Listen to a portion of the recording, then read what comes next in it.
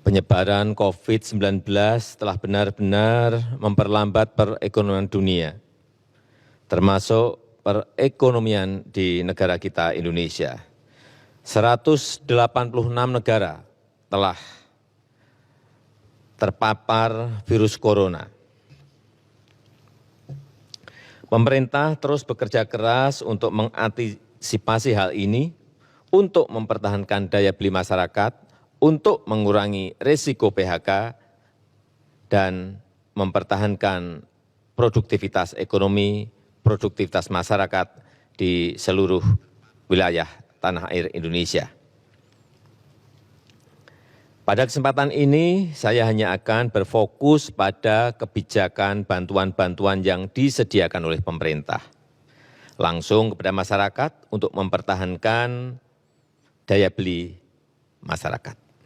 Pertama, saya telah perintahkan kepada semua menteri, gubernur, bupati, dan wali kota agar memangkas rencana belanja yang tidak prioritas di APBN maupun di APBD. Anggaran perjalanan dinas, pertemuan-pertemuan yang tidak perlu, dan belanja-belanja lain yang tidak langsung dirasakan oleh masyarakat harus dipangkas. Kedua, kementerian dan lembaga di pusat, serta juga pemerintah daerah, provinsi, kabupaten, dan kota harus melakukan refocusing kegiatan dan melakukan realokasi anggaran untuk mempercepat penanganan COVID-19, baik yang terkait dengan isu-isu kesehatan maupun yang terkait dengan isu-isu ekonomi. Landasan hukumnya sudah jelas. Hari Jumat yang lalu, tanggal 20 Maret 2020, telah saya tanda tangani Inpres nomor 4 tahun 2020.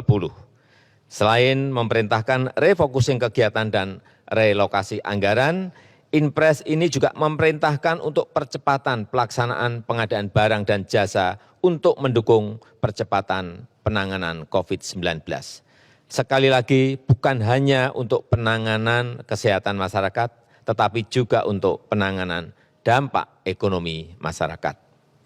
Yang ketiga, saya minta kepada kementerian dan lembaga dan juga pemerintah daerah, provinsi, kabupaten, dan kota, agar selain menangani isu kesehatan masyarakat, kita juga harus menjamin ketersediaan bahan pokok dan mempertahankan daya beli masyarakat, utamanya masyarakat lapisan bawah.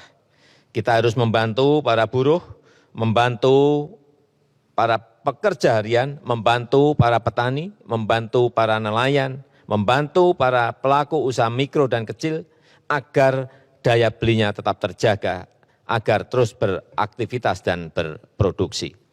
Keempat, saya telah perintahkan agar program padat karya tunai, sekali lagi program padat karya tunai harus diperbanyak, harus dilipat gandakan dengan tetap mengikuti protokol kesehatan untuk pencegahan dan penularan COVID-19, yaitu dalam bekerja harus menjaga jarak yang aman. Program padat karya tunai di beberapa kementerian seperti Kementerian PUPR, Kementerian Perhubungan, Kementerian Pertanian, Kementerian KKP harus segera dieksekusi.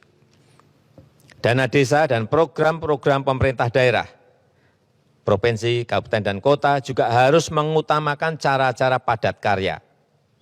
Ini akan membantu masyarakat, membantu para petani, para buruh tani, para nelayan di pedesaan di seluruh tanah air.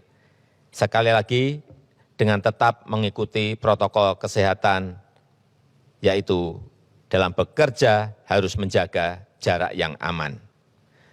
Kelima, kepada penerima kartu sembako, pemerintah memberikan tambahan sebesar 50.000 per keluarga penerima, sehingga menjadi 200.000 per keluarga penerima yang akan diberikan selama 6 bulan. Anggaran yang dialokasikan adalah sebesar 4,56 triliun rupiah. Yang keenam, kepada calon penerima kartu prakerja, pemerintah akan mempercepat implementasi kartu prakerja, sekaligus untuk mengantisipasi para pekerja yang terkena PHK, para pekerja harian yang kehilangan penghasilan, para pengusaha mikro yang kehilangan pasar dan omset, agar dapat meningkatkan kompetensi dan kualitas SDM-nya. Alokasi anggaran yang disediakan di dalam kartu prakerja ini adalah sebesar 10 triliun. Sehingga nanti setiap peserta kartu prakerja akan diberikan honor insentif 1 juta per bulan selama 3 sampai 4 bulan. Yang ketujuh, untuk membantu daya beli pekerja di sektor industri pengolahan, pemerintah akan membayar PPh pasal 21 yang selama ini dibayar sendiri oleh para pekerja, dalam rangka memberikan tambahan penghasilan kepada pekerja di industri pengolahan. Alokasi anggaran yang disediakan sebesar 8,6 triliun rupiah. Kedelapan, kepada para pelaku UMKM, OJK, Otoritas Jasa Keuangan, akan memberikan relaksasi kredit UMKM untuk nilai kredit di bawah 10 miliar untuk tujuan usaha, baik itu kredit yang diberikan oleh perbankan maupun oleh industri keuangan non-bank. Asalkan digunakan untuk usaha, akan diberikan penurunan bunga dan penundaan cicilan sampai 1 tahun.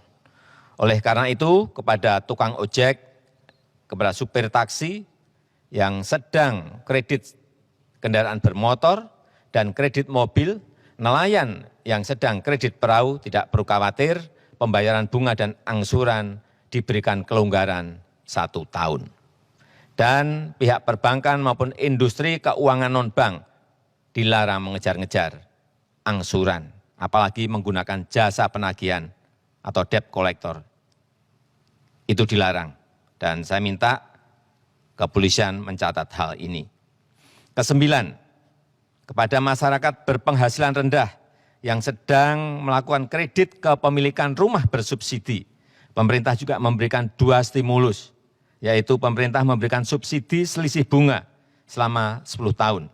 Jika bunga di atas 5%, maka selisih besaran bunganya akan dibayar pemerintah.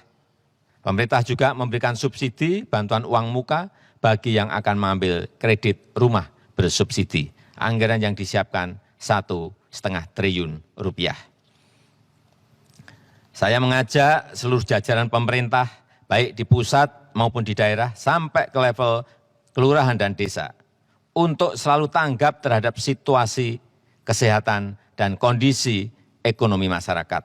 Kita harus kerja keras, kita harus bersatu dan bergotong royong menghadapi tantangan ini.